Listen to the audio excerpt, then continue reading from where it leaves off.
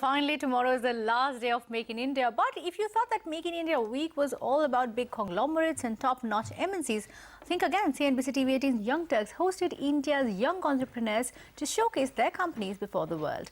And the objective was to go beyond Make in India to design, develop and create in India. Shireen Bhan caught up with 3 such young entrepreneurs at the summit. Take a look.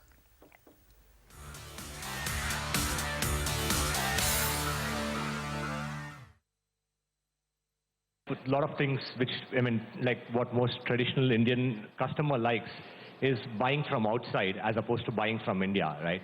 And our first sale in India actually happened because we sold internationally. So it was by accident? It was by accident. So we had a few Indian armed forces. We built for the armed forces, largely military systems.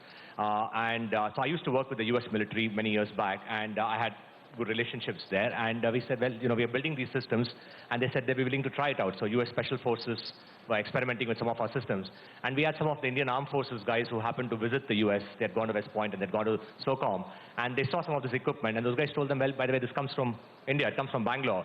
And they said, oh, by the way, you guys make all this stuff? Do you make night vision in India? I said, yeah, we do make night vision in India, and we're trying to sell it to you. And that's when they started buying, and so it was actually... It was easier to sell to the US Army than it was to sell to the Indian government? At least initially, yes, absolutely. So we sold to at least 5 countries before we sold to India first. You sold to 5 countries before you sold to the Indian government. Mr. Kant, you want to respond to that? They sold to 5, including the US Army, they sold to 5 countries before they actually sold to the Indian government, sir.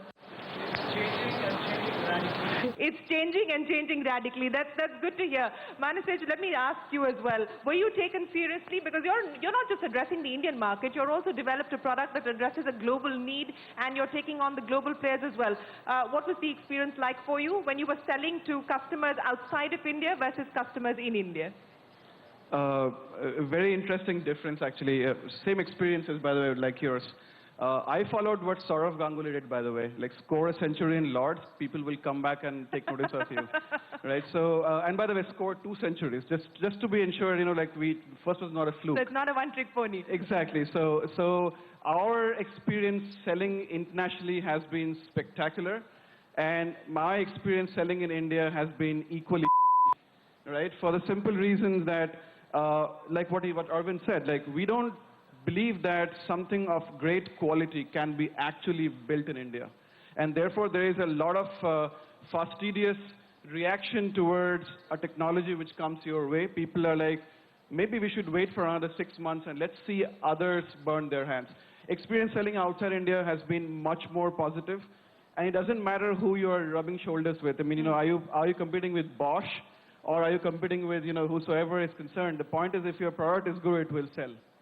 We've got the last 5 minutes, so I want to spend a little bit of time to talk about the road ahead. And Shashi, to have more Sedimax, more Tonbos, more thread soles, what needs to be done on the part of the private sector?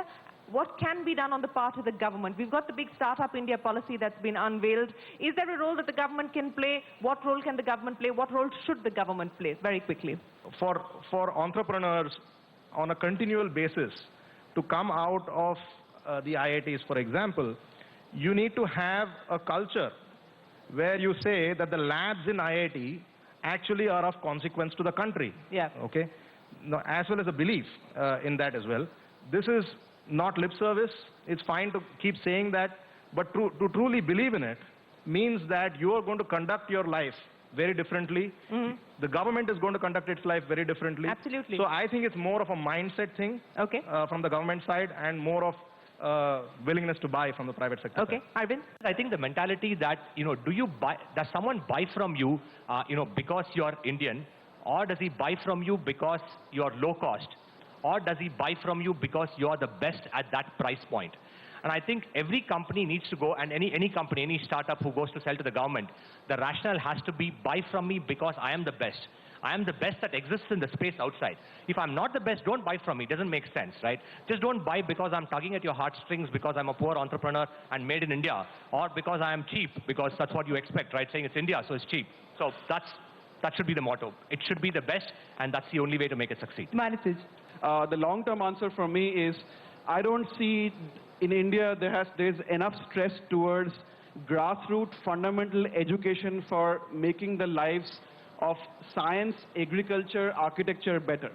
I haven't seen that, and if I don't see that, till the time, with all due respect, sir, if we continue to invest in these extremely cream de la cream institutes with IITs and IIMs, that's going to produce only those many number of people who can run away to anywhere, simply put. And I could not qualify into IITs, but I'm still here, right? Let's just be very clear about this, that innovation is basically about education, its application, and its communication, right? So I need to see that there is more fundamental grassroots education for science, technology, architecture, and agriculture, which is not available to us extremely in high quality.